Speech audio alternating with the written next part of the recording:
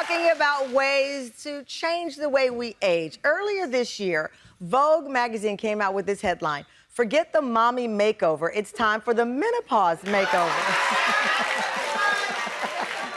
While cosmetic surgery is not always necessary or affordable, we know that. Some people, though, in their 40s and 50s are undergoing the knife, you could say, and they're doing these menopause makeovers. I'd never heard of them, but I'm happy I did now. Surgical procedures for the body, eyes, jawline to combat common effects of menopause, like weight gain, loss of collagen, skin elasticity, and board-certified plastic surgeon Dr. Smita Ramanadham says, in her experience, it's the biggest cosmetic trend of 2024. Take a look. We've all heard about mommy makeovers, but did you hear about menopause makeovers? I'm Dr. Smita, board-certified plastic surgeon in New Jersey, and I think this is going to be the biggest trend in 2024, menopause makeovers. Now, I'm not sure who coined that term, but essentially it just means that, again, as we go through menopause, with the hormonal changes that occur, our body changes. And so oftentimes we gain a little bit of weight. We may actually have an increase in breast size.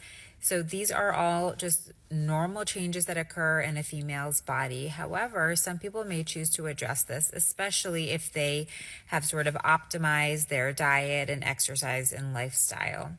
And unfortunately, some of these fatty areas are stubborn. Tamron, please welcome Dr. Smita Ramanadham. So that post really took off. People were very fascinated with it. First thing, what does menopause do to one's body? Especially, as you said, when you've dieted as much as you can, you've exercised as much as you can, and you just plateau. Right, exactly. So, you know, during menopause, we see such different changes and shifts in our hormone levels, right? Our estrogen, progesterone levels decrease, and we get a relative increase of androgens, which are testosterone and some of those male hormones. And so we see those effects directly on our bodies. You know, I know we're all grown. You can talk about it. We sort of know about the hot flashes and the mood changes, right? Because that's the thing that's that everyone's like, hot flash, and then, but nobody really talks about, like, weight gain that is not because you are doing anything different or wrong. It's your body that's changing. Exactly. You're exercising, you're eating healthy, and you're doing all these things, but you're still seeing the weight come on. And you know, there's increase in breast size even. Which I did not know that. Yeah. Okay, so the most common menopause makeover is the tummy tuck, liposuction, and breast reduction lifts. That's a combo. That's a triple. That's a three-piece and a pepper. That's what we call it in my South. So those are the most common things. Yeah. The cost is expensive, though. Let's be real. What, $17,000? Yeah, absolutely. It can average $17,000. We have to remember, cost includes multiple things. It includes the surgeon fee, but also facility fees, anesthesia fees, and so all of this can add up. Because that's the other thing, you are going under anesthesia, and there are always risks when you do that. Absolutely, and that's you know what I stress so much is when you're thinking about this, you want to make sure that you're seeing a board-certified plastic surgeon. You're getting your surgery performed at an accredited facility or a hospital. Right. You want to make sure you're in the safest settings, because I think we forget that cosmetic surgery is still invasive. It's still surgery. It's surgery. It's surgery. And which is there's why risks. I want to say anyone considering cosmetic procedures should talk to their primary doctor about the risks of surgery to decide if it is the right option for them. We are a judge-free zone on this show because I tell people, you do what makes you feel okay with you. So I never wag my finger, oh, they had some work. Okay, so what? That's what they wanted to do. The point is, if you're going to do it safely and in your decision. So we do have some before and after menopause makeover photos you've done on patients before. This is the jawline. This is the before the jawline. And let me see the after. Oh. And the after. Okay. What did you do? So this woman, you know, again. We all grabbed our chins at the same time. I saw her. We all grabbed our chins.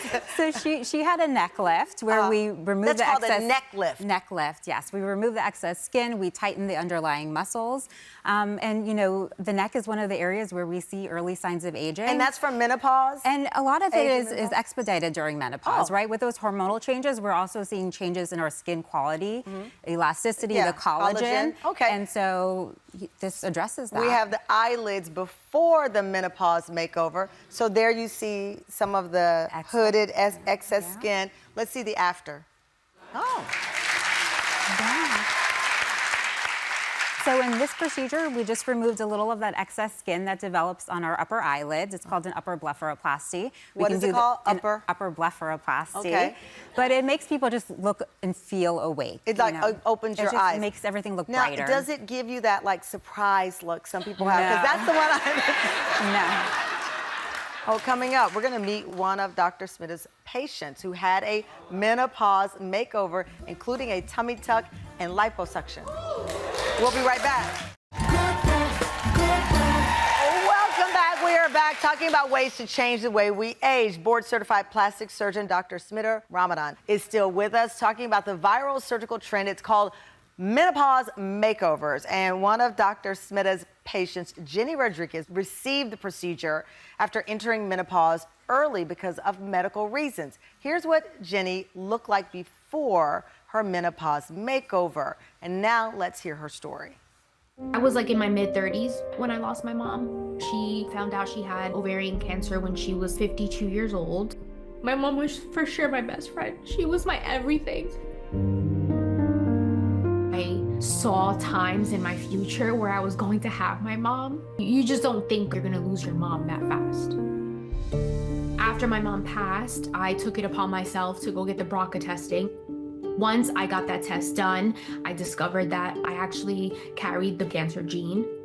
My gynecologist told me that I should just get a full hysterectomy, that I should get the ovaries taken out. I was scared, obviously. As a 42-year-old, it was putting me into menopause abruptly. And I literally had hot flashes the very next day. And then the weight came on and I was trying my hardest. Like I was eating right, I was exercising every day, and the weight was just not coming off like it used to come off. And I knew that it was the menopause.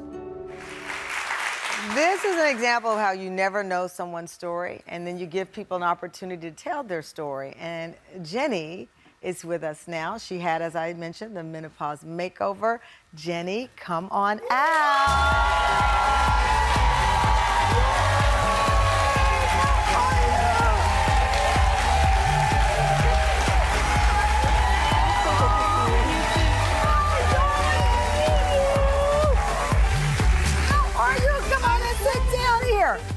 How are you feeling? I'm good. You're good? Yes. Okay, now we're going to put up before and after pictures, which you've agreed to, because I don't like it. You look amazing, and we'll talk about that. You look amazing.